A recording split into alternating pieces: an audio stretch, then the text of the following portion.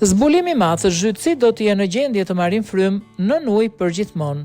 Zhytësit testues marrin frymë normalisht në thellësi deri në 60 metra pas një dëmtim të pajisjeve të tyre të reja për 2400 orë zhytje. Ajo që duket si fantastiko shkencore, po bëhet realitet në mjedise detare të bioteknologjisë ku frymarrja nën-ujore po kalon nga mekanike në biologjike.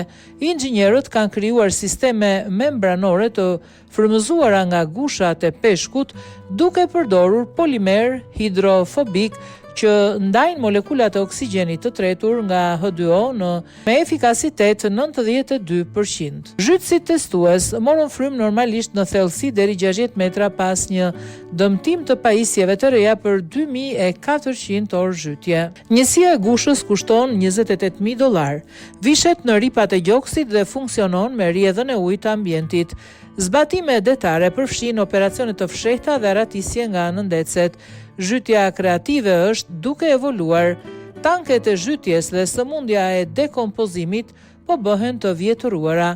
Njerëzit po zhvillojnë aftësi ujore përmes inxhinierisë. Tanket e zhytjes dhe sëmundja e dekompresionit po bëhen të vjetëruara. Njerëzit po zhvillojnë aftësi ujore përmes inxhinierisë.